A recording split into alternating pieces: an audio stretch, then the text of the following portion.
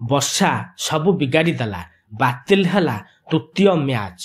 ଜୟ ଜଗନ୍ନାଥ ବନ୍ଧୁଗଣ। ଭାରତ ଏବଂ ଅଷ୍ଟ୍ରେଲିଆ ମଧ୍ୟରେ ବର୍ଡର ଗାଭାସ୍କର ଟ୍ରଫିର 2ଟି ମ୍ୟାଚ୍ ଖେଳ ସରିଥିବା ବେଳେ ଏବେ ତୃତୀୟ ମ୍ୟାଚ୍ ଖେଳ ଆରମ୍ଭ ହୋଇଛି। ଏହି ତୃତୀୟ ମ୍ୟାଚ୍ ବ୍ରିସବେନ୍ର ଗାବାରେ ଖେଳାଯାଉଛି।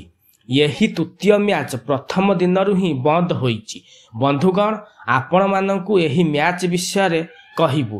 ତାହା ପୂର୍ବରୁ ଆପଣମାନେ ଯଦି ପ୍ରଥମ ଥର ଆମ ଭିଡ଼ିଓଟିକୁ ଦେଖୁଥାନ୍ତି ତାହେଲେ ଗୋଟେ ଲାଇକ୍ କରିଦେବେ ଏବଂ ଚ୍ୟାନେଲକୁ ସବସ୍କ୍ରାଇବ୍ କରିଦେବେ।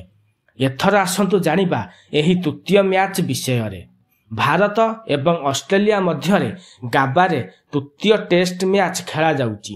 ଏହି ମ୍ୟାଚ୍ରେ ଭାରତ ଦଳ ଟସ୍ ଜିତି ବୋଲିଂ କରିବା ପାଇଁ ନିଷ୍ପତ୍ତି ନେଲା ପରେ ଅଷ୍ଟ୍ରେଲିଆ ଦଳ ତାର ପ୍ରଥମ ପାଳି ଖେଳିବା ଆରମ୍ଭ କରିଥିଲା, କିନ୍ତୁ ଖେଳ ଅଧାରୁ ବନ୍ଦ ହୋଇଯାଇଛି କାରଣ ବର୍ଷା ହେବା ଯୋଗୁଁ ଏହି ମ୍ୟାଚ୍ ପ୍ରଥମ ଦିନରୁ ହିଁ ବନ୍ଦ ହୋଇଯାଇଛି। ପ୍ରଥମ ଦିନରେ ମାତ୍ର 13 ଓଭର 2ଟି ବଲ୍ ଖେଳ ଖେଳାଯାଇଛି। ଏହାପରେ ବର୍ଷା ହୋଇଥିଲା, ତେଣୁ ବର୍ଷା ହେବା କାରଣରୁ ଖେଳ ବନ୍ଦ ହୋଇଛି। ଏହି ପ୍ରଥମ ଦିନରେ ଅଷ୍ଟ୍ରେଲିଆ ଦଳ କୌଣସି ୱିକେଟ୍ ନ ହରାଇ 28 ରନ୍ କରିଛି। ଏହି ବର୍ଷା ପାଇଁ ପ୍ରଥମ ଦିନର ମ୍ୟାଚ୍ ଆଉ ଆରମ୍ଭ ହୋଇପାରିନି। ଏହି ତୃତୀୟ ମ୍ୟାଚ୍ ପାଇଁ ଭାରତ ଦଳର ପ୍ଲେଇଂ 11ରେ ପରିବର୍ତ୍ତନ ହୋଇଛି।